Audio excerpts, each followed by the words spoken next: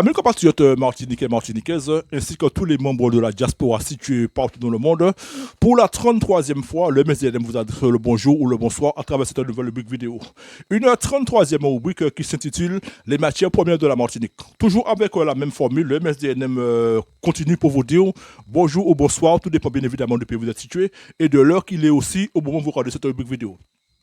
Il vous remercie aussi de le recevoir grandement par le biais d'Internet, soit dans votre foyer ou même quand vous soyez encore à table ou déjà dans votre lit. Merci mille fois à tous ceux et celles qui prendront le temps d'écouter de A à Z l'ensemble de ces rubriques vidéo qui, rappelons-le, sont au nombre de 61. Des vidéos qu'il vous demande de regarder en intégralité et de partager autant que possible avec d'autres personnes par le biais de YouTube, mais aussi par le biais de clés USB. C'est une formule prioritaire qu'il a choisie en cas d'éventuelle demande de blocage de diffusion des vidéos sur Internet par les autorités politiques. Encore une fois, il s'agit de vidéos que vous devrez partager avec d'autres personnes, peu importe leur couleur de peau, leur religion et leur tendance politique. Pour la 33e fois, je vous rappelle une fois de plus que je suis le fondateur unique et pour le moment le seul membre de cette structure politique et qu'aussi je m'appelle Gilbert Julta. À savoir de manière précise que je suis un nègre autochtone martiniquais, un nègre racine descendant d'environ une dizaine de générations de nègres, né dans le courant des années 1700 sur le territoire de la Martinique même, depuis le début de l'esclavage. Maintenant, le MSDNM va entrer dans le développement de cette rubrique, mais pas avant de vous avoir raconté une anecdote, c'est-à-dire une histoire vraie, qui remonte à l'année 1975. Dans le cours de cette année-là, deux jeunes nègres martiniquais qui étaient encore dans la seizaine d'âge, dont l'un était pour l'indépendance et l'autre contre l'indépendance, se sont retrouvés dans une vive dispute sur ce sujet. Et voilà que durant leur forte dispute, l'anti-indépendantiste avait carrément traité l'indépendantiste avec rage d'imbécile, de fou allié, de malpropre, en lui disant vertement comment peux-tu vouloir l'indépendance de la Martinique alors qu'il n'existe aucune matière première sur le territoire. Il n'y a qu'un imbécile, un fou enragé comme toi qui puisse se permettre de dire et de vouloir pareille chose.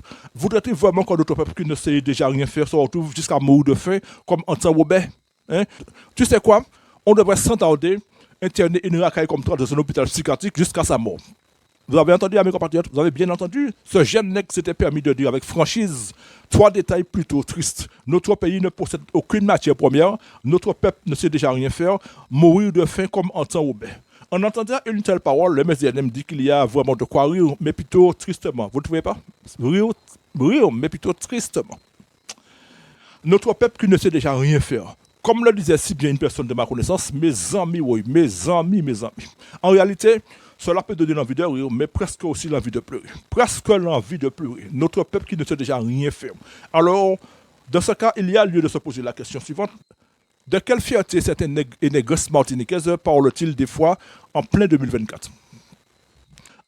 Par conséquent, chers amis compatriotes, à cette époque-là, étant beaucoup plus jeune que les deux protagonistes et n'étant pas non plus très informé, ni non plus très argumenté dans le domaine de la politique, moi, le fondateur du MSDNM, je n'ai pas pu prendre part à leur discussion. Mais à l'heure d'aujourd'hui, je réponds, grâce à mes informations et à mes connaissances, que contrairement à ce que croient beaucoup d'autochtones martiniquais, le pays Martinique n'est pas un pays où il y a une absence totale de matières premières. Cela est totalement faux. Vous avez entendu? Cela est totalement faux. La Martinique n'est pas un pays qui est dépourvu de matières premières. À qui veut le savoir, le MSDNM dit que oui, à la Martinique, nous avons des matières premières. Il en existe bel et bien sur notre territoire. La Martinique possède aussi des matières premières comme tous les pays du monde, depuis le plus petit jusqu'au plus grand, du plus pauvre jusqu'au plus riche. Par exemple, même l'île de Nauru, qui est le plus petit pays du monde, est aussi une nation souveraine avec une superficie de 21 km², comme la ville de Chelcher même, là, la ville de Chelcher qui s'étend sur 21 km². Donc l'île de Nauru, qui est le plus petit pays du monde, possède aussi des matières premières. C'est un État souverain.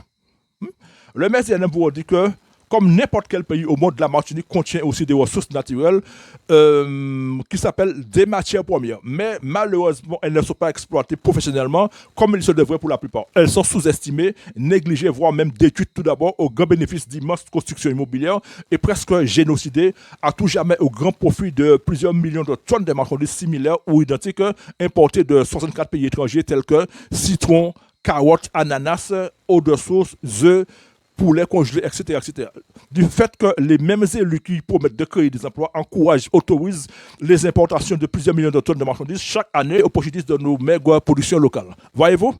Pour preuve, de l'influence télévisée du 20 juillet 2020, c'est-à-dire c'était dans la même année du Covid, le président de la CTM, M. Lechimé, avait fait savoir à la télé que plus il y aura de l'importation, plus il y aura de l'octroi de mer pour les communes. Le MSDN vous dit que la Martinique est un pays qui contient aussi des matières premières, mais qui semble être totalement négligé au profit des importations de millions de tonnes de marchandises en provenance de 64 pays étrangers. Pour contrecarrer ce problème, en cas de souveraineté, l'État martiniquais devra autant que possible faire le nécessaire afin que les matières premières de la Martinique reprennent le dessus, pour qu'elles soient mises en valeur et exploitées de façon à permettre la création de dizaines de milliers d'emplois vrais, sûrs et durables sur le sol de la Martinique jusqu'à l'âge d'une retraite. Maintenant, si vous le voulez bien, amis compatriotes, entrons donc dans les détails concernant ces éléments qui s'appellent les matières premières. Contrairement à ce que croient beaucoup de Martiniquais et de Martiniquaises, du fait de leur grave ignorance, il n'existe dans le monde aucun pays, il n'existe aucun pays dans le monde sans un minimum de matières premières. Le MSDN vous répète qu'il n'y a aucun pays dans le monde sans un minimum de matières premières. Même le plus petit pays et le pays le plus pauvre de la planète en contiennent. Vous avez entendu? Même le plus petit pays, qui est l'île de Nauru et le pays le plus pauvre de la planète, contiennent des matières premières. D'un point de vue mondial, à lui tout seul, le continent africain contient 30% des matières premières de notre planète. Vous avez entendu? Le continent africain, à lui tout seul, contient 30% des matières premières de la planète Terre. Matières premières africaines qui sont grandement exploitées et exportées en majeure partie par les pays d'Europe ainsi que la Chine et le Japon. Le Japon, qui est quant à lui très pauvre en matières premières, n'en possède pas beaucoup, ni dans son sol, ni dans sa nature, d'où cette obligation d'importation par centaines de millions de tonnes chaque année. Nous concernant à la Martinique, nous sommes très loin de la position de l'Afrique, mais le MSDN vous répète que nous avons aussi des matières premières dans notre sol, sur notre sol, dans notre océan et même dans l'air que nous respirons. Chers amis, soyez-en sûrs qu'avec ce que nous possédons, nous pouvons faire en sorte que notre pays se mette au travail pour créer beaucoup d'emplois afin que notre chômage recule de beaucoup et que notre pays mette un frein définitif à environ 70% des 3 millions de tonnes de marchandises importées massivement chaque année et venant de 64 pays du monde. Mais aussi qu'ils se mettent au diapason et fassent un bond en avant de façon à avoir un plus, c'est-à-dire sa caisse financière qui deviendra sa propriété exclusive, sa pleine propriété. Pour exemple, un biologiste de race blanche qui était de passage en Martinique en 2017 faisait savoir que notre pays, la Martinique, contenait 1500 plantes et arbustes qui, entre parenthèses, sont aussi des matières premières et qui pourraient permettre la fabrication industrielle d'une très grande quantité de médicaments diversifiés. Vous avez entendu, amis compatriotes? Vous avez entendu? Un botaniste français qui était de passage à Martinique en 2017 faisait savoir que sur le territoire de la Martinique, il avait répertorié 1500 plantes et arbustes qui pourraient permettre la fabrication d'une quantité de médicaments diversifiés. Vous avez entendu? Et toutes ces plantes-là, tous ces arbustes-là, ainsi que ces arbres, sont aussi des matières premières. Des matières premières à destination médicale. Donc, nous continuons, mes compatriotes. Encore une fois, des fabrications de médicaments à partir de ces 1500 matières premières qui pourraient créer au-delà de 1000 emplois au lieu d'en importer. Au lieu d'en importer. Pour votre plus grand bonheur, le MSDN a décidé de vous présenter une rubrique qui est le numéro 57 au sujet des fabrications de médicaments sur le territoire de la Martinique. Nous y reviendrons. Par conséquent, mes compatriotes, avant de revenir sur les détails des matières premières martiniquaises, voyons un peu voir ce qu'est une matière première. Qu'est-ce qu'une matière première? Une matière première, qui s'appelle aussi une ressource naturelle, est un élément à l'état brut, à l'état naturel, qui existe soit dans la nature, soit dans le sol, soit dans la mer, ou même soit dans l'air que nous respirons et qui peut être consommé à l'état naturel, tel que les fruits, les légumes, l'eau, le lait de vache, etc., ou bien exploité, ou bien encore transformé industriellement pour la fabrication de biens et de produits finis pour des destinations commerciales. Vous avez entendu? Disons par extension que c'est un élément encore à l'état vierge qui n'a pas encore subi aucune métamorphose, aucune transformation par la main de l'homme. En définitive, qu'il s'agisse de sable, de roches, d'arbres, de feuilles d'arbustes, de bois, d'animaux, de poissons, de lumière du soleil, de l'eau de mer, de l'eau de pluie, etc., etc. Tout ce qui est à l'état naturel, brut sur terre, représente donc une matière première, ou bien encore une ressource naturelle. Que ce soit sa particularité, elle est à la base de processus de fabrication après transformation. Pour parler simple, le MSDN vous donne l'explication. Ici à la Martinique, nous avons cette matière première qui se nomme le bananier. Le bananier, dont l'une des parties se nomme le tronc. Figurez-vous, chers amis, qu'à la journée d'aujourd'hui, les pays comme la Chine, le Japon importent des millions de tonnes de troncs de bananier pour... Vous voulez savoir pourquoi? Pour fabriquer du carton et du papier. Pour fabriquer du carton et du papier. La Chine et le Japon importent des millions de tonnes de troncs de bananiers en provenance de l'Afrique. De l'Afrique. Voilà donc ce qu'il faut comprendre par processus de fabrication après transformation. Le tronc de bananier, une matière première qui existe chez nous en Martinique depuis plusieurs siècles et qu'il est prévu, en cas de souveraineté, de transformer dans nos usines à la Martinique, pour fabriquer aussi notre carton et notre papier. Vous avez entendu, mes compatriotes? Vous avez compris cette première explication, mes compatriotes? Vous avez compris? Nous y revenons dans la rubrique qui est dédiée aux fabrications industrielles en Martinique de le numéro 57 aussi. Amis compatriotes, dans le 4e paragraphe de cette rubrique, nous vous avons donc révélé que chez nous, en la Martinique, on peut dénombrer 5 types de matières premières qui se trouvent soit dans le sol, soit dans la nature, soit dans la mer, soit dans l'air. Par conséquent, ils ont pour dénomination matières premières agricoles, animales, minérales, végétales et marines, etc. Bon, voyons donc voir dès à présent quelles sont ces matières premières qu'on peut trouver dans le sol et dans la nature du pays Martinique. Premièrement, il y a les différents légumes tels que aubergines, bananes naines, bananes cancambou, bananes jaunes, céleri, chou, citron, concombre, cresson, christophine, dachine, épinards, fruits à pain, giromon, gombo, haricots verts, herbes aromatiques fraîches, igname, laitue, manioc, navet, patates douces rouges et jaunes, piment fort, piment végétarien, poireaux, pois d'Angole, pois, laitue, tomates, topinambou, etc. Ce sont là les matières premières agricoles. Deuxièmement, il y a aussi les différents fruits de la Martinique tels que abricots, amandes, ananas, avocats, bananes, caramboles, carottes, cassis, cerises, châtaignes, chou-fleur, citron vert, concombre, fleurs comestibles, fraises, fruits de la passion, fruits exotiques, goyave, grenade, groseille, litchi, mandarine, mangue, melon, mûre, noisette, noix, orange, pamplemousse, papaye, pastèque, poire, pomme, prune, raisin de bord de mer et aussi des fruits particuliers courants de nos jours tels que merises, cachimon, pomme cannelle, etc., etc. En ce qui concerne les matières premières animales du pays Martinique, on peut trouver en 3e position les bœufs, les porcs, les volailles, c'est-à-dire les poules, les canards, les pintades, les cabris, les moutons, les oiseaux. Concernant les bœufs, le MSDM ouvre une parenthèse pour vous annoncer que cet animal renferme dans son corps une vraie usine, une vraie armada de matières premières, à savoir sa chair, son lait, son sang, ses excréments, ses os et surtout sa peau. Un détail concernant le bœuf et sur lequel nous y reviendrons très largement dans la rubrique qui s'intitulera Projet de prévision de création d'emplois, dans la rubrique numéro 37. En 4e position, du côté des matières premières minérales dans le sol, on peut trouver en Martinique le sable, la poutre solane, les roches, le gravier, le tout venant, etc. Ce sont aussi des matières premières. En 5e position, il existe les matières premières marines où on peut trouver les poissons en général, tels que les thons, les balaous, les sardines, les tortues, requins, dorades, bonites, volants, tazao, chadrons, homards, tchatcha, couliou, langoustes, chatouts, carangue, raies, sardes, crabes, etc., etc. À savoir aussi que les différentes centaines de milliers d'arbres poussant dans la nature martiniquaise et qui nous entourent sont belles aussi, en plus de leurs fruits, des matières premières pour leurs écorces, leurs feuilles, leurs racines, leurs sèves, etc. Par exemple, en Chine, vous avez différentes variétés de feuilles qui sont des matières premières et qui servent à faire du thé, c'est-à-dire le thé chinois.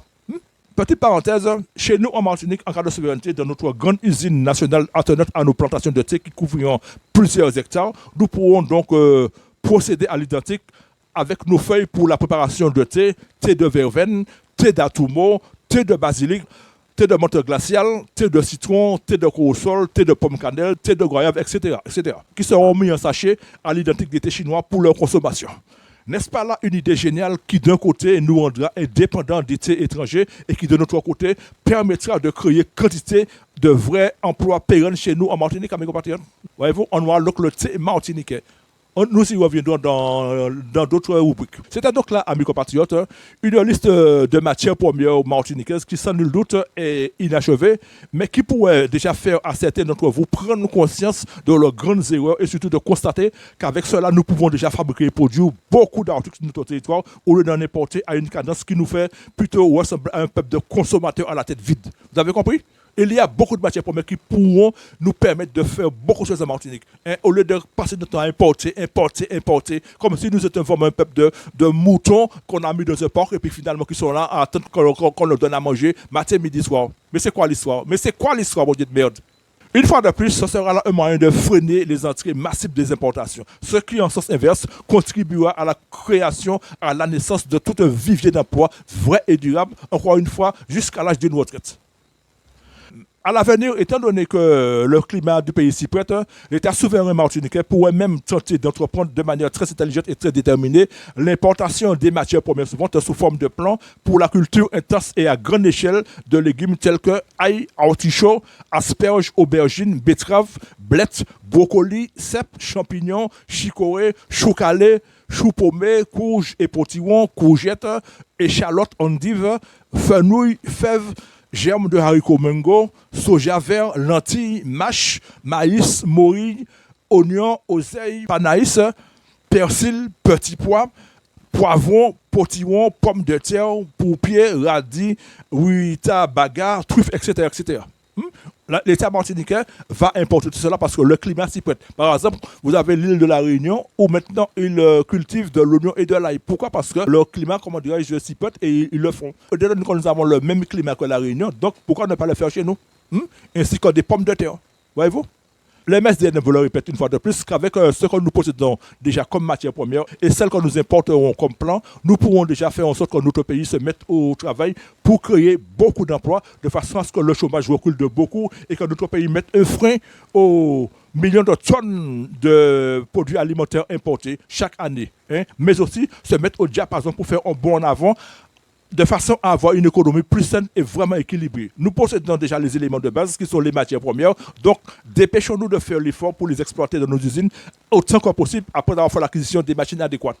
Il s'agira donc le moment venu d'une intense exploitation de nos différentes matières premières locales, plus les différentes sortes que l'État souverain martiniquais se fera le très grand plaisir d'en importer, comme le font déjà beaucoup de pays très développés d'un point de vue technologique et économique, comme la Chine, le Japon, l'Allemagne, la France, les États-Unis, le Canada, etc. Des masses de matières premières que l'État martiniquais va acheter à l'étranger grâce aux immenses prêts bancaires qui lui seront éventuellement accordés.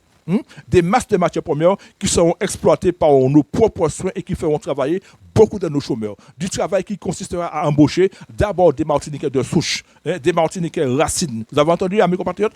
Si nous voulons vraiment créer de grandes quantités d'emplois au sens propre du terme et aussi faire de sorte que nos usines travaillent à plein régime, il faudra tout d'abord que nous importions pour une exploitation ad vitam aeternam des matières premières qui n'existent pas sur notre territoire, à savoir des plants d'ail, des plants d'oignons, des plants de riz, de pommes de terre, de pistaches, de champignons, de maïs, que nous transplanterons pour question de reproduction afin d'avoir tout instant sous la main ce qu'il nous faut pour travailler durablement, c'est-à-dire des transformations industrielles comme la purée de pommes de terre, le beurre de pistache, des matières premières que nous devons importer pour question de transplantation, comme ce fut le cas pour la canne à sucre et le fruit à pain, qui ne sont pas originaires de la Martinique. Ils ont été importés et transplantés comme beaucoup d'autres. Concernant la pomme de terre, il s'agit d'un légume originaire du Chili et du Pérou qui se présente sous 33 variétés qui a été introduit en Europe en 1530 et ensuite transplanté dans plusieurs pays de ce continent, c'est-à-dire l'Espagne, la France, l'Allemagne, l'Italie et ensuite les États-Unis, l'Australie, etc.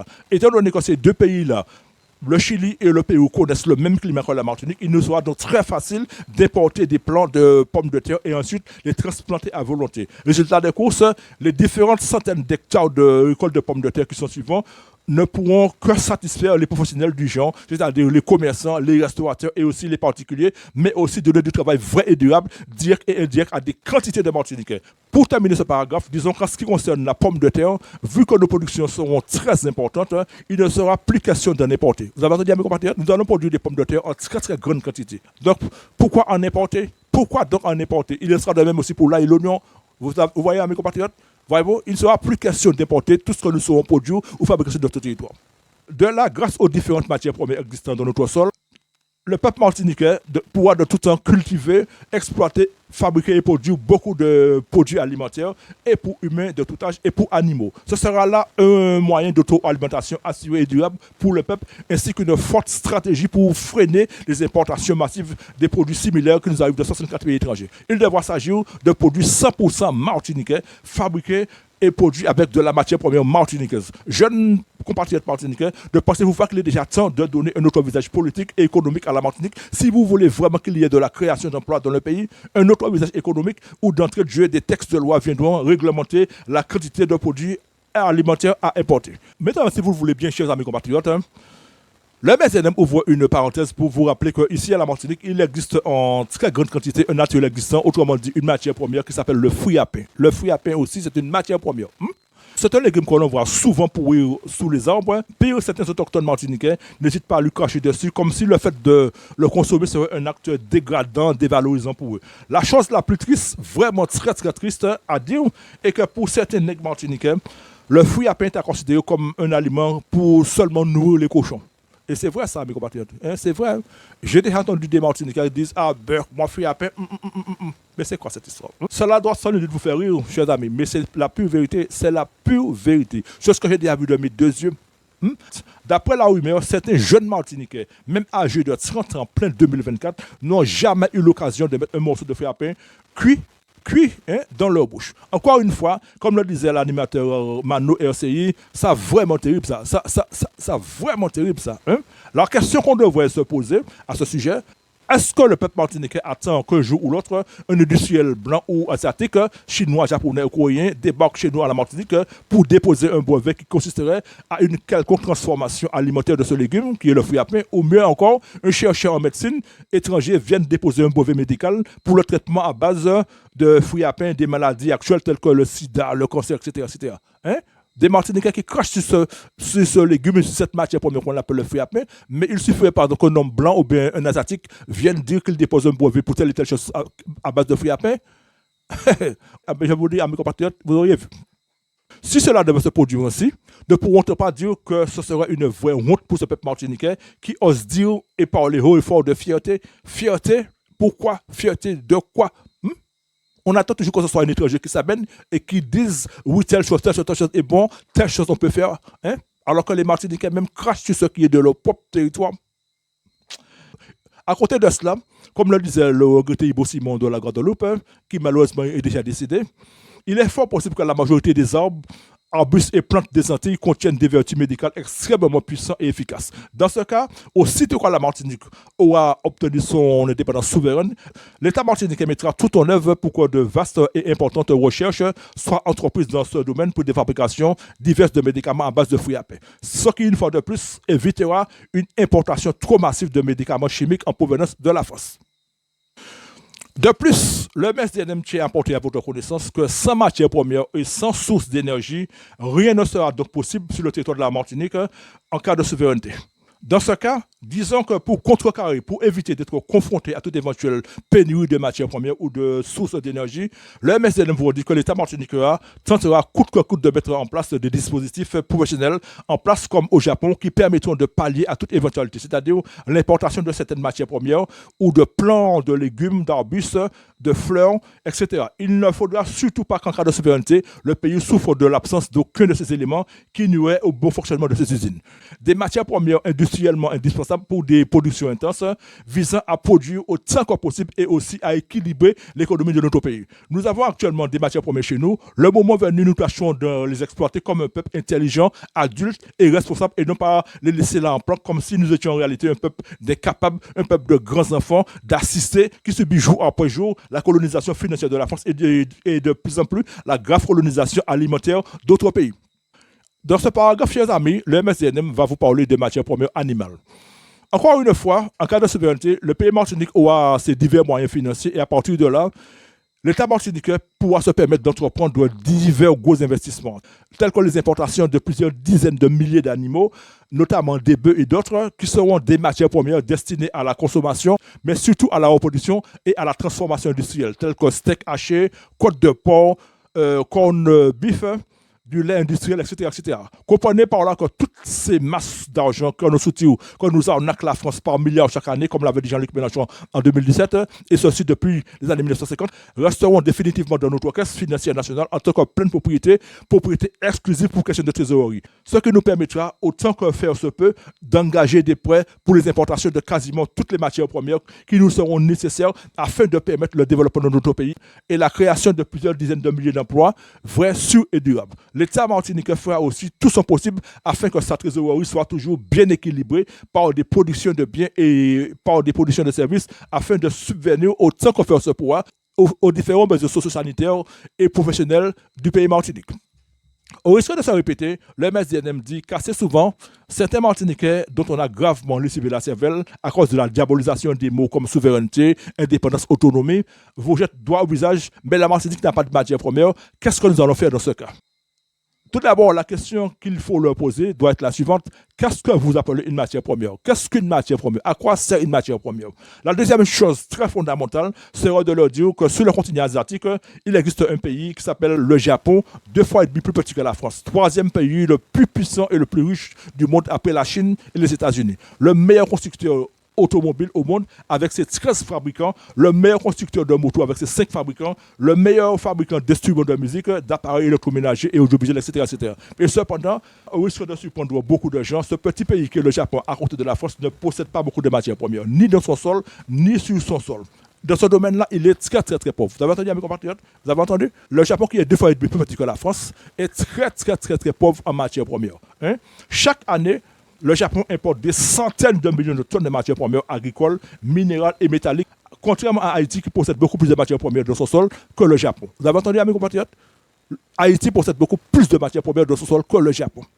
Petite parenthèse, concernant Haïti et le Japon, au début des années 1990, après la chute de Jean-Claude Duvalier, le Japon avait fait une proposition à Haïti afin d'exploiter à très long terme le sol haïtien bourré de matières premières. Il s'agissait donc d'une offre en échange de 5000 engins agricoles et routiers, c'est-à-dire des bulldozers, des tracteurs, des pelles mécaniques, etc.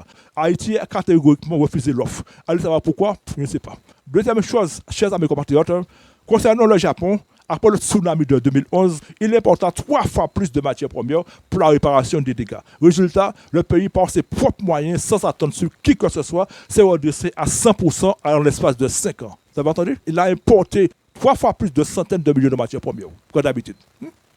Vous vous posez sans doute la question à savoir pourquoi les médias vous disent pareille chose. Tout simplement parce que le peuple japonais, tout en faisant preuve d'humilité, en ne parlant jamais de fierté, est un peuple qui se fait honneur que par ses inventions, que par sa fermeté au travail. Par conséquent, chers amis compatriotes, avant de parler de fierté de Martiniquais, commençons par faire comme les Japonais avec les matières premières agricoles. On vous dit bien les matières premières agricoles que nous possédons sur notre territoire, comme la banane, le fruit à pain, l'ananas, l'igname, la tomate, la dachine, les patates, le coco et tout le reste.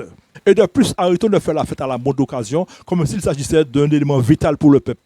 Encore une fois, le MSDM évoque la triste remarque de Jean-Marc Parti. Chaque année, dès le lendemain de la Toussaint, autrement dit le 3 novembre, un chanté Noël se fait déjà entendre sur la table de Fort-de-France. Dans ce cas, le MSDM pose la question à qui veut l'entendre. Est-ce vraiment en faisant la fête à n'importe quelle occasion que notre peuple, la Martinique, obtiendra sa fierté, sa dignité? Amis compatriotes, étant donné qu'ici en Martinique, nous ne possédons pas, comme en Afrique, une profusion, une grande diversité de matières premières, nous ne pourrons jamais, comme le sait déjà n'importe qui, fabriquer ni de voitures, ni d'appareils électroménagers, ni d'appareils informatiques, ni d'appareils de téléphonie, etc., etc. Et aussi pour cause d'absence d'usines afférents en grande quantité. Dans ce cas, il est à prévoir, à savoir et à comprendre que tout ce que nous ne pourrons jamais ni fabriquer, ni produire chez nous, ici en Martinique, sera inévitablement importé. Autrement dit, nous continuons à importer beaucoup et beaucoup de choses en face desquelles nous nous trouverons totalement incompétents. Vous avez entendu, mes compatriotes, tout ce que nous ne serons jamais et nous ne pourrons jamais ni fabriquer ni produire sera importé. Parce qu'il y avait un nègre martiniquais qui m'avait traité de fou, mais me disait comme quoi, est-ce que je voulais par exemple que les gens marchent à pied comme des mulets? On ne fabrique pas de voiture en Martinique. Il ne m'a même pas donné le temps d'aller dans le fond de mes paroles. Il m'a écouté dans la forme. Je l'ai dit tout de suite. Il m'a dit, tu es un fou, toi, tu es un fou, tu es un fou. Tu veux de l'indépendance, tu veux de la souveraineté de la Martinique, alors qu'en Martinique, on ne fabrique même pas de voiture. Est-ce que tu veux dire que les gens marchent à pied? Mais c'est pas ce qui n'a pas dit ça. Je n'ai pas dit comme quoi que je voudrais que les gens marchent à pied. Nous allons uniquement importer tout ce que nous ne serons jamais en mesure ni de fabriquer, ni de produire. Nous allons importer des voitures, nous allons importer de l'électroménager, nous allons importer séparément tout ce qui a rapport avec la téléphonie, tout. Mais tout ce que nous serons fabriqués et produits en Martinique sera produit et fabriqué en Martinique. Et en contrepartie, nous allons interdire les importations de toutes les marchandises qui seront identiques, semblables à celles que nous serons produits et fabriqués. Si nous serons produits du riz, des carottes, des pommes de terre, de l'ail, de l'oignon, nous allons donc fermer nos frontières contre ces marchandises-là. Parce que nous saurons les faire. Donc, amis compatriotes, pour continuer, autrement dit, nous continuons à importer beaucoup et beaucoup de choses en face desquelles nous nous trouverons totalement incompétents. Mais à savoir qu'en sens inverse, tout ce que nous pourrons élever, cultiver, fabriquer et produire sera élevé, fabriqué et produit en Martinique même. Amis compatriotes, Le MSDN vous dit que, étant donné qu'ici en Martinique, nous ne possédons pas, comme en Afrique, une profusion, une très grande quantité, une grande diversité de matières premières, nous ne pourrons jamais, comme le sait déjà n'importe qui, ni fabriquer de voitures, ni d'appareils ménagers, ni d'appareils informatiques, ni d'appareils de téléphonie, etc., etc. Et aussi pour cause d'absence d'usines afférentes en grande quantité. Dans ce cas, il est à prévoir, à savoir et à comprendre que tout ce que nous ne pourrons jamais ni cultiver, ni fabriquer, et ni produire chez nous en Martinique sera inévitablement importé. Autrement dit, nous continuons à importer beaucoup et beaucoup de choses en face desquelles nous nous trouverons totalement incompétents. Mais à savoir qu'en sens inverse, tout ce que nous pourrons fabriquer et produire sera fabriqué et produit en Martinique même, de façon à, premièrement, déclencher un très large et durable protectionnisme économique comme le fait depuis très longtemps la majeure partie des pays déjà très développés tels que la Chine, les États-Unis, le Canada, le Brésil, la Russie, le Japon, la Corée, etc. Deuxièmement, barrer la route à ces masses de millions de tonnes de marchandises importées et provenant de 64 pays, alors que d'entre toutes ces marchandises étrangères-là, il y a plus de 70% que nous pourrons fabriquer et produire grâce à nos différentes matières premières. Et troisièmement, créer une grande quantité et une grande diversité d'emplois vrais sur surtout dans le domaine agricole, qui amèneront les transformations en usine de nos productions comme le citron qui sera transformé pour la cuisine, le cosmétique, la médecine, l'hygiène corporelle, etc. Ou bien encore le coco qui sera aussi transformé pour la pâtisserie, la cuisine, les cosmétiques, la maroquinerie, l'hygiène corporelle, etc. Et aussi des emplois aquacoles avec en attendance des usines de transformation, comme par exemple dans de grands bassins aquacoles qui permettront l'élevage de toute une diversité de poissons tels que sardines, morues, harençons, comme cela a lieu depuis plus de 10 ans dans l'un des pays de l'Europe, qui n'est pas bordé par les océans, et surtout des oursins, comme on le fait depuis environ 2 ans dans le département du Var en France. Vous avez entendu, mes compatriotes, il y a un département qui s'appelle le Var en France, qui n'est pas bordé par la mer, et on fait de l'élevage d'oursins. Ils font de l'élevage d'oursins. Beaucoup de pays en Europe qui sont en Europe, en Europe centrale, eh bien, ils font de l'élevage de poissons. Pourquoi ne pas le faire ici en Martinique? Pourquoi ne pas faire en Martinique ce qu'ils font là en Europe? Parce que je peux vous dire qu'il y a un pays en Europe qui n'est pas bordé par la mer, mais ils font de l'élevage de morues. Ils font de l'élevage de morues. Donc, comprenez par là l'implantation chez nous de multiples et vastes bassins aquacoles avec des espèces de poissons diversifiés qui viendront pallier aux difficultés de la pêche à cause de coquillots qu'elle subit. À savoir aussi que l'élevage de nos sardines aquacoles permettra la production de sardines en boîte au lieu d'en importer du Maroc, étant donné que ce produit représente depuis longtemps un vrai marché, c'est-à-dire un produit qui se vend bien en Martinique. Vous avez entendu, mes compatriotes? Les sardines à l'huile que vous mangez, ça provient du Maroc. Le Maroc est très très très loin de la Martinique. Alors quand je vous dis que nous pouvons aussi faire de l'élevage de sardines quand nous allons mettre en boîte en Martinique même. Vous comprenez, mes compatriotes? Donc, les sardines que nous allons en quelque sorte élever dans les bassins aquacoles seront des matières premières aussi. Vous comprenez, mes compatriotes? Des matières premières qui seront transformées pour être mises en boîte au lieu d'en importer. Et ça va aussi créer des emplois, beaucoup d'emplois. Vous comprenez, mes compatriotes? Donc, il en sera de même pour les oursins, qu'il suffira de pêcher à longueur d'année dans les bassins aquacoles afférents au lieu d'attendre la saison de septembre à novembre, ou pire, de subir les interdictions d'un préfet. Vous vous demandez sans doute pourquoi le MSDM a ouvert ce paragraphe, tout simplement à cause de la réaction enfantine et injurieuse de nègre martiniquais qui, selon lui, si la Martinique obtient son indépendance, ce sera la fin de tout. Tout le monde sera dans la merde totale. Alors qu'il suffit de réfléchir, de faire travailler ses ménages et ne pas se comporter comme des gens qui ont de l'eau de cul ou du caca de mouton dans la tête. La plupart des nègres de Martinique sont comme ça. D'après le raisonnement, on a l'impression d'avoir affaire à des gens qui vraiment ont une paire de fesses dans la tête au lieu d'une cervelle qui les empêche de réfléchir. Avec compatriotes, je vous le dire encore une fois que j'ai été un étudiant en commerce général. J'ai appris beaucoup de choses. Et je vous dis, tout ce que je vous dis là, il est possible de le faire en Martinique. Il est possible de le faire comme le font d'autres pays, comme le fait la France elle-même avec nos ressources financières. La France fait beaucoup de choses sur son territoire grâce à nos ressources financières, grâce à notre argent. Et si nous faisons l'effort de devenir un pays souverain indépendant, notre argent restera dans notre caisse, deviendra notre propriété exclusive et nous permettra de faire la même chose que la France d'un point de vue développement, de production et de fabrication industrielle.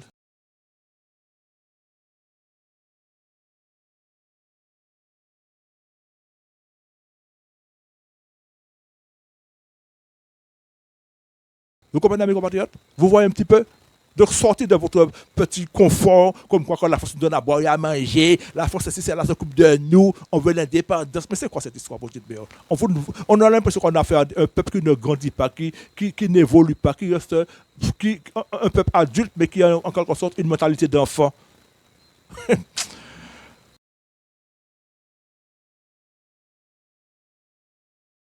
Donc, amis compatriotes, nous continuons avec ce qu'avait dit ce nègre-là. Pour lui, nous n'avons pas de matière première, nous ne savons déjà rien faire, nous ne produisons rien. Il est impensable que le pays change de statut. Il est impensable que le pays change de statut. Hein? Pour lui, celui qui pense ainsi est plus que fou, fou à exécuter même. Cela m'a été dit à mes compatriotes, quelqu'un comme moi qui veut donner des personnes à la Martinique, hein, mérite franchement d'être exécuté. Vous savez, quand on a enfumé la cervelle de quelqu'un, je ne sais pas moi, pour lui faire peur de quelque chose, et ça peut le pousser à commettre l'irréparable. Chers amis compatriotes, à la journée d'aujourd'hui, il y a encore beaucoup d'autochtones nègres et négresses martiniquais qui pensent que c'est la force qui envoie à boire à manger pour le peuple martiniquais, que c'est grâce à la force que des voitures, des motos, des appareils électroménagers, des ordinateurs, etc. sont importés à Martinique et qu'en cas d'indépendance, la situation sera plus que critique. Aucune importation ne pourra plus avoir lieu. Cette parole est sortie de la bouche de nègres martiniquais. Nous n'avons pas de matière première, nous ne produisons rien, nous n'avons même pas d'argent en caisse, nous n'avons pas de monnaie. Comment ferons-nous pour importer des voitures? Alors que ce sont les béquets qui sont de gros commerçants qui importent les voitures. La force n'a rien à voir là-dedans. Tout ce que la force a à voir là-dedans, c'est venir mettre sa main dans notre caisse pour récupérer nos milliards de ressources financières. Amis compatriotes, c'est tout ce que la force sait faire. Mais la force ne nous aide pas en aucun autre sens. La force ne nous donne ni à boire ni à manger. La force ne nous donne pas de l'argent non plus. Tout ce que la force sait faire, c'est profiter de nos ressources financières qui se chiffrent à plusieurs milliards. Hein? Alors, amis compatriotes, essayez de réfléchir un petit peu, essayez de vous informer, essayez de vous renseigner un petit peu, essayez de vous informer, essayez d'obtenir des renseignements. On est là, c'est pas moi, mais de ce côté, les médias disent à tous ces gens-là qui pensent que nous n'avons pas de matière première, nous ne produisons rien, nous n'avons pas de monnaie, comment ferons-nous pour aller de l'avant? Je leur dis comme quoi que tout ce qu'ils pensent est totalement faux. Tout ce qu'ils pensent est totalement faux. Il y a lieu de dire qu'en vérité, notre pays possède déjà une certaine quantité de matières premières. Nous avons de grosses quantités de TVA et des d'épargne bancaires qui nous sont pillés et usurpés par l'État français, ainsi que des subventions inutilisées qui nous sont arnaquées par milliards chaque année qui repartent dans la caisse de l'État français et qui sont habituellement ce qu'on appelle des reliquats. Vous avez entendu, mes compatriotes? Nous avons d'énormes reliquats qui nous sont volés par la France. Hein? La force met des subventions à la disposition de la Martinique. Vous avez entendu? La force met des subventions à la disposition de la Martinique. La force ne donne pas de l'argent. Ce n'est pas la même chose. Hein? Mais la force ne donne pas la totalité de ce qui a été prévu pour la Martinique. Autrement dit, chaque année, la force met 2 milliards à la disposition de la Martinique. Mais la force ne verse jamais les 2 millions en totalité, ni en une fois. Hein? La force les verse par petits morceaux, à telle enseigne que, comme l'avait dit une lui-même, lorsque la période arrive à échéance, eh bien, ce qui se passe, c'est-à-dire la force reprend pratiquement ce qui n'a pas été débloqué. Et ce qui n'a pas été utilisé à 100% par la Martinique, la force le reprend et le remet dans sa caisse. Vous comprenez? Voilà un petit peu l'injustice que nous subissons ici en Martinique. C'est ce qu'on appelle une colonisation financière. Hein? Dans ce cas, pourquoi ne pas faire montre d'intelligence qui consisterait tout d'abord à nous détacher de la France, d'accéder à notre souveraineté et ensuite faire un usage souverain de tous les milliards de ressources financières annuelles, ce qui nous permettrait d'acheter toutes les matières premières manquantes, c'est-à-dire de l'ail, de l'oignon, du riz, des pommes de terre, des champignons, de façon à produire de grandes plantations, tout ce dont nous serons capables de produire. Hein? Vous comprenez, mes compatriotes, nous allons acheter des plants de riz, des plants d'ail d'oignon que nous allons mettre en terre et le moment venu, ça va nous donner le même résultat que la Réunion. C'est comme ça qu'ils ont fait. Ils ont acheté des plants de pommes de terre, d'oignons, d'ail, de riz, tout ça, qu'ils ont mis en terre et voilà que maintenant, c'est ça comme par exemple, c'est comme par exemple des gens qui mettent, c'est pas moi, des grains de laitue en terre, des grains de carottes, et bien après ça, ils ont toute une plantation. Faisons la même chose, mes compatriotes. Nous avons l'élément de base, c'est-à-dire qu'on croit que les ressources financières qui se chiffrent à plusieurs milliards chaque année. Donc, si nous devons un pays indépendant, ces milliards de TVA, d'impôts, d'épargne bancaire deviennent notre propriété et nous permettront de disposer comme nous le voudrons pour l'achat des matières premières qui nous manquent. Ce n'est pas difficile à comprendre, mes compatriotes.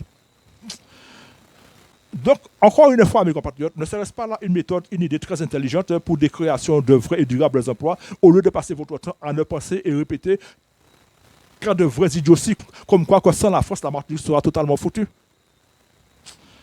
Amis compatriotes, une fois de plus, au risque de se répéter, le MSDNM vous dit qu'ici en Martinique, on ne cultive ni le riz, ni les pommes de terre, ni l'oignon, ni l'ail, ainsi que beaucoup d'autres fruits et légumes. Cependant, avec nos milliards de ressources financières annuelles, nous pourrons acheter les plants de légumes qui se rapportent à l'ail, à l'oignon, le riz, les pommes de terre, et ainsi que pour d'autres, exactement comme le fait ce pays qui s'appelle La Réunion, ou La Réunion qui, depuis l'année 2021, a décidé d'entreprendre la culture d'oignon et d'ail sur son territoire. Ce sera là une initiative quasi identique à celle des puissants pays économiques. Hein?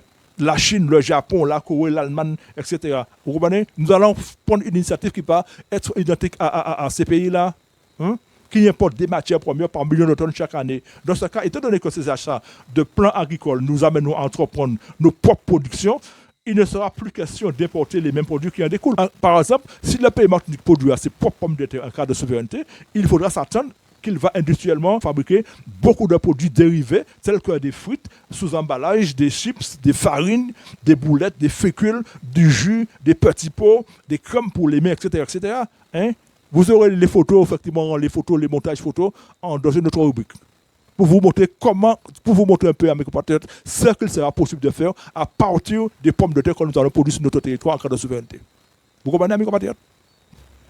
Une fois de plus, ce sera là une initiative de l'État souverain martiniquais qui permettra de créer des emplois dérivés de l'agriculture en grande quantité sur le territoire de la Martinique. Par la même occasion, le MSDNM dit qu'il est temps de faire savoir et comprendre à ces élus locaux qui parlent bien mensongèrement de création d'emplois que création d'emplois ne tourne pas uniquement et principalement autour du BTP, c'est-à-dire tout ce qui serait construction de logements sociaux, de routes, de ronds-points, d'écoles, de bâtiments administratifs, etc., etc. Vous comprenez? Ce n'est pas uniquement ça qu'on appelle des créations d'emplois. Les créations d'emplois doivent provenir principalement et prioritairement de tout ce qui s'appelle production.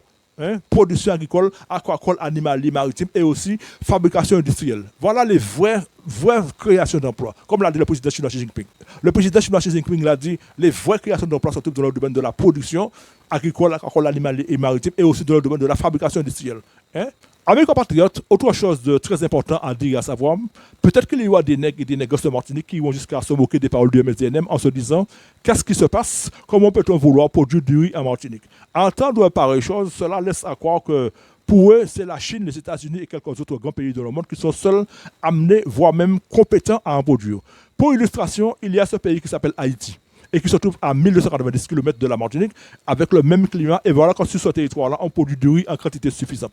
Qui pourrait même nourrir quasiment tout le peuple haïtien. Mais à cause de désorganisation économique et faute de moyens financiers au niveau de la population, ce produit ne peut pas s'écouler sous aucune bonne condition. Ni non plus, sa production n'est pas suffisante pour entreprendre une quelconque exportation face aux autres gros exportateurs étrangers. De plus, des chercheurs blancs ont rapporté qu'en Afrique, le riz pousse tout aussi bien dans les sols secs comme en Haïti. Par conséquent, si le climat d'Haïti et d'Afrique leur permet de produire du riz, il pourrait en être de même pour la Martinique qui connaît le même climat. Donc, amis compatriotes, voilà une photo que j'ai récupérée sur Internet et qui vous montre qu'en Afrique, on produit du riz dans des sols secs. Contrairement à la Chine qui produit du riz dans des terrains très, très mouillés, quoi. Très mouillés, on voit des rizières qui s'étendent sur des kilomètres, mais où il y a beaucoup d'eau. Alors qu'en Afrique, ils font de la production de riz dans des terrains secs. Et c'est la même chose aussi en Haïti. Vous comprenez mes compatriotes? Donc si en Haïti et en Afrique, ils produisent du riz dans des terrains secs, nous pouvons aussi le faire en Martinique, parce que la Martinique a le même climat qu'Haïti. Donc, pourquoi nous, Martiniquais, n'essaierons-nous pas de produire du riz chez nous, à mes compatriotes, du riz qui, en tout premier lieu, devons constituer une belle et vraie matière première pour nos autres matières premières locales, qui, répétons-le, permettraient la fabrication industrielle d'une grande quantité d'articles dérivés, de l'huile de riz, de la farine de riz, du savon de riz, du vinaigre de riz. Voilà, mes compatriotes, pour votre grand bonheur, si on peut le dire ainsi, des photos que j'ai récupérées sur Internet, de l'huile de riz, de la farine de riz, du savon de riz, du vinaigre de riz, etc. Et en deuxième lieu, du riz qui sera vendu de manière intense dans le pays même, étant donné qu'il s'agit d'un produit qui se consomme en très grande quantité. Dans un documentaire télévisé, il a été révélé que le peuple martiniquais consomme 14 millions de kilos de riz par an. Vous avez entendu, mes compatriotes? Vous avez entendu? Le peuple martiniquais consomme 14 millions de kilos de riz par an. C'est une denrée qui se consomme tous les jours, surtout dans tous les restaurants du pays. Petite parenthèse, d'après les révélations obtenues, la consommation de riz en Martinique rapporte depuis très longtemps près d'une dizaine de millions de TVA à l'État français. Vous avez entendu? La consommation de riz en Martinique rapporte près d'une dizaine de millions de TVA à l'État français. Troisièmement, une production de riz martiniquais qui freinerait à tout jamais l'importation des riz qui nous arrivent des États-Unis, de la Chine et autres pays. Et quatrièmement, le riz martiniquais ferait du protectionnisme économique consistant à mettre des barrières douanières de manière à protéger nos emplois et en créer davantage de manière vraie et durable. Pour permettre au pays martinique de réussir dans ces initiatives de production et de manufacture, c'est-à-dire pour question de transformation industrielle, l'État souverain martiniquais se devra obligé d'importer le plus grand nombre et le maximum de matières premières que lui manque sur son territoire. Voilà donc ce que le MSDM qualifie de politique de vraie création d'emplois et non pas de politique socio-sanitaire. Amis compatriotes, nous allons maintenant faire un grand détour vers l'Asie, juste pour vous dire que durant la présidence du président Mao, la Chine avait, si on peut le dire, une évolution gravement freinée à cause d'une certaine forme d'autarcie qui rendait la vie un peu archaïque, retardée, voire même un peu démodée sur son territoire. Surtout qu'à cette période-là, il n'était pas facile pour les étrangers de mettre les pieds dans ce pays. Les frontières étaient quasiment fermées, ce qui en conséquence ne permettait pas facilement à la grosse majorité de Chinois de connaître ni l'évolution, ni l'existence des inventions dans le monde. Téléviseurs, machines à laver, ventilateurs, etc. Après la mort du président Mao, son successeur, le président Deng Xiaoping, qui avait beaucoup voyagé en Europe et aux États-Unis, avait compris qu'il fallait agir autrement de façon à permettre à ce pays d'évoluer dans tous les domaines, notamment en matière de recherche et d'invention technologique. À partir de ce constat, il exigea que toutes les frontières du pays soient ouvertes pour permettre aux touristes de toutes sortes de venir visiter le pays, mais aussi permettre l'importation de toutes sortes de machines et appareils. Aussitôt ce décret de loi voté, des milliers de fabricants et producteurs européens et américains ont entrepris d'exporter vers la Chine. De notre côté, certains décidèrent même aussi de délocaliser leurs entreprises pour les implanter en Chine, étant donné que la main-d'œuvre leur coûtait 3 fois moins cher, sans compter l'inexistence des charges sociales. Ainsi, n'importe qui peut s'imaginer du déferlement d'importation et d'implantation d'usines étrangères qui eut lieu grâce à ce décret de loi chinoise. Mais ce président Deng Xiaoping, qui savait faire montre d'intelligence et qui avait compris que pour que son pays s'aligne, se retrouve au même rang de réussite que les autres, décida de faire partir en masse de jeunes Chinois vers les pays déjà technologiquement très développés, de façon à étudier et à apprendre tout ce qui serait haute technologie. De là, beaucoup de jeunes Chinois sont partis étudier vers l'Europe et les États-Unis. Et ayant constaté comment procédaient les Occidentaux, ils sont rentrés dans leur pays pour appliquer leur apprentissage sur leur territoire. Et à partir de là, la Chine s'est mise dans la tête que pour passer à la phase d'invention, elle devait impérativement importer les matières premières qui lui manquaient. De là, aussitôt, des inventions intenses démarrèrent, des inventions qui au jour d'aujourd'hui se veulent de plus en plus fiables et concurrentielles, avec une intention majeure qui consisterait à conquérir le monde. À telle enseigne que cela rappelle les paroles d'un ancien ministre de la droite française en la personne d'Alain Peyrefitte, qui avait dit en 1970, avant l'apparition de son fameux livre, que lorsque la Chine s'éveillera, le monde tremblera. Aïe, aïe, aïe, aïe, mes compatriotes. Lorsque la Chine s'éveillera, le monde tremblera. Et on le voit au jour d'aujourd'hui. Donc, et voilà qu'aujourd'hui, on ne peut que constater et vérifier les paroles de cet ancien ministre. Comme vient de vous le dire le MSDNM, la Chine ne possède pas ni la quantité, ni toutes les matières premières nécessaires pour ces fabrications de biens, à telle enseigne qu'elle se voit contrainte d'en importer par centaines de millions de tonnes, principalement du côté de l'Afrique, qui détient 30% des matières premières du monde. D'autre part, il a été révélé que la Chine est un pays qui possède une caisse financière qui détient l'équivalent de 4 000 milliards de dollars. Si bien qu'au jour d'aujourd'hui, elle se permet même de faire des prêts à d'autres pays, notamment à des pays africains. Dans ce cas, avec une trésorerie aussi immense, la Chine peut se permettre différentes fabrications industrielles de plus immenses qui sont exportées dans le monde entier comme une réelle colonisation, une réelle évasion industrielle. Vous avez entendu, mes compatriotes? Vous avez entendu?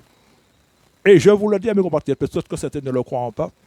Dans la Bible, il est écrit qu'il y aura un dragon qui sortira du côté de l'Orient, qui viendra manger les méchants du côté de l'Occident. Et mais ce dragon-là, c'est la Chine, parce que le dragon, c'est l'emblème de la réussite de la Chine.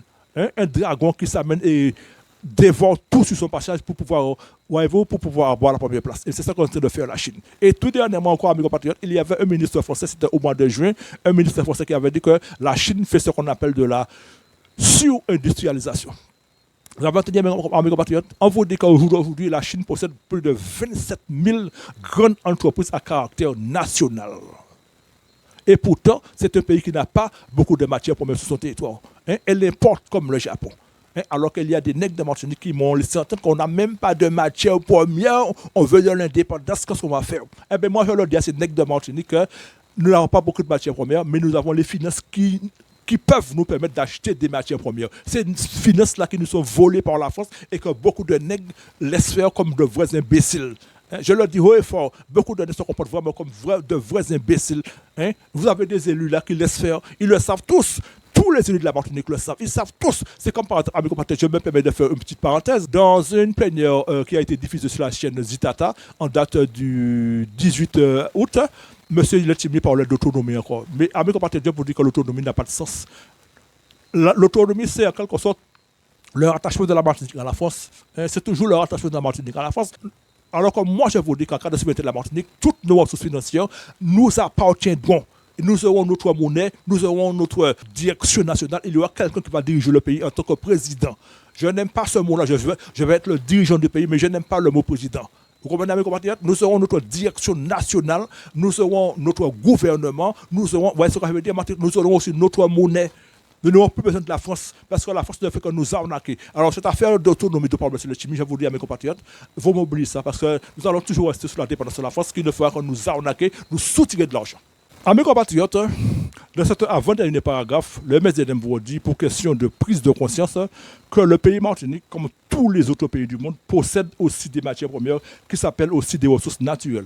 Mais des matières premières qui, tôt ou tard, risquent de disparaître pour toujours au bénéfice de la profusion, de la grande abondance de constructions immobilières, c'est-à-dire des villas individuelles et des immeubles HLM, qui sont entreprises dans les moindres coins du pays. Si cet état de choses n'est pas réglementé dans les meilleurs délais, la Martinique risque d'ici un siècle de devenir d'un bout à l'autre une île résidentielle avec des milliers de maisons individuelles, avec en conséquence les importations de dizaines de millions de tonnes de marchandises au grand bonheur de la France pour les multidizaines de milliards que cela lui rapportera chaque année en tant que TVA, ainsi que les communes de la Martinique pour les centaines de millions d'euros d'octroi de mer qui se suivront chaque année aussi. En cas de souveraineté et avant qu'il ne soit trop tard, des mesures strictes seront prises à ce sujet par le biais de textes de loi martiniquais qui seront appliqués sans tolérance afin de freiner ce phénomène qui risque de devenir une vraie évasion immobilière au détriment du domaine de la production et de la fabrication industrielle qu'il est prévu de développer à grande échelle.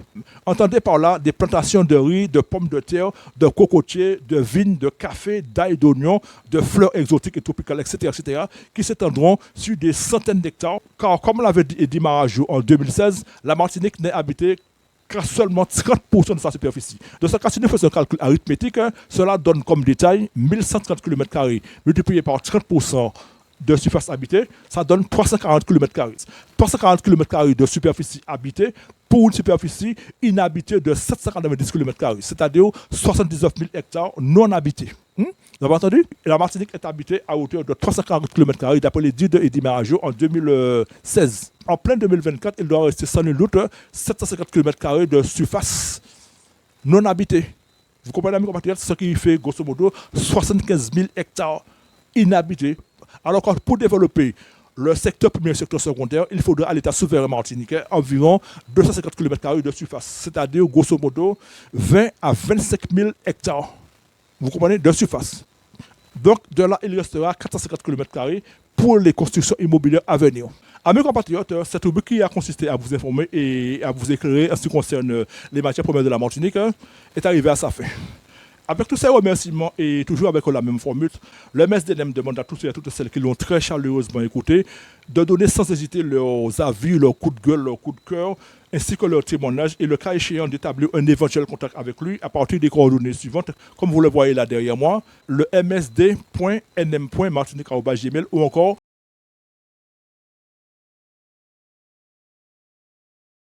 Et aussi, avant de refermer ce paragraphe, le MSDM demande à tous et toutes celles qui le veulent bien de penser à partager sans relâche cette vidéo qui porte le numéro 33 et aussi de la sauvegarder sur un quelconque support numérique tel que clé USB, disque dur externe, etc.